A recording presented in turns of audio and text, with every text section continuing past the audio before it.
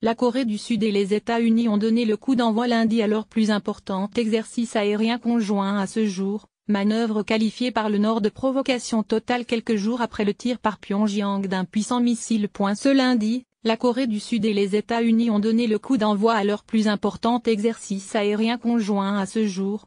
L'exercice Vigilance, qui concerne environ 230 avions, dont des chasseurs furtifs F-22 Raptor, et des dizaines de milliers de soldats, a commencé dans la matinée et doit durer 5 jours, selon l'armée de l'air sud-coréenne. La manœuvre qualifiée par le Nord de provocation totale quelques jours après le tir par Pyongyang d'un puissant missile. En effet, la Corée du Nord a dénoncé par avance cette opération, accusant l'administration du président américain Donald Trump de vouloir la guerre nucléaire à tout prix. Ce type de manœuvre ne manque jamais de susciter la colère de Pyongyang qui les considère comme la répétition de l'invasion de son territoire. Les tensions montent d'un cran et le Nord se livre à ses propres exercices, y compris des tirs de missiles. Les manœuvres conjointes sont organisées 5 jours après le tir par le Nord d'un missile balistique intercontinental capable de frapper selon lui n'importe quel site du territoire continental des États-Unis. Vers une guerre préventive. Dans ce contexte de tension, un influent sénateur américain, Lindsey Graham, a estimé que le spectre d'une guerre préventive se rapprochait. S'il y a un test nucléaire souterrain, il faudra se préparer à une réponse très sérieuse de la part des États-Unis, a mis en garde Lindsey Graham sur la chaîne américaine CBS. Depuis 2006, le pays reclus a mené 6 essais nucléaires, dont le plus puissant en septembre. Lindsey Graham, un faucon en matière de politique étrangère, a déclaré que l'administration Trump avait pour stratégie d'empêcher la Corée du Nord d'acquérir la capacité de frapper les États-Unis avec un missile à tête nucléaire. Empêcher, cela veut dire une guerre préventive en dernier ressort. Cette prévention devient plus probable au fur et à mesure que leur technologie s'améliore.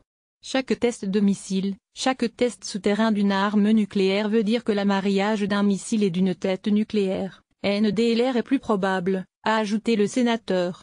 Ces propos font écho à ceux du conseiller à la sécurité nationale de Donald Trump, le général H.R. McMaster, qui a estimé que la probabilité d'une guerre avec la Corée du Nord augmentait chaque jour.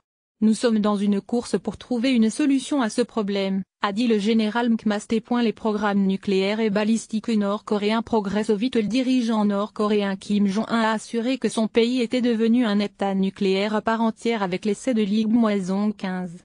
Le Nord affirme que l'IM peut transporter une ogive lourde extra-large n'importe où sur le territoire continental des États-Unis.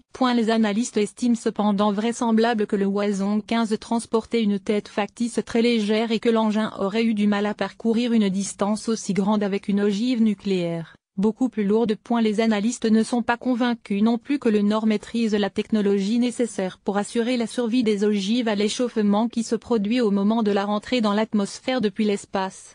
Les programmes nucléaires et balistiques de la Corée du Nord avancent à grands pas depuis l'arrivée au pouvoir de Kim Jong-un en décembre 2011, malgré les multiples sanctions de l'ONU. La crise entre le dirigeant nord-coréen et Donald Trump, qui en sont aussi à se lancer des insultes personnelles, alimente les craintes de nouveaux conflits plus de 60 ans après la guerre de Corée 1950-53. Cependant, certains jusque dans l'entourage de M. Trump soulignent que ces options militaires sont limitées, sachant que Pyongyang pourrait lancer un barrage d'artillerie contre Séoul, où vivent 10 millions de personnes à une 50aine de kilomètres seulement de la frontière.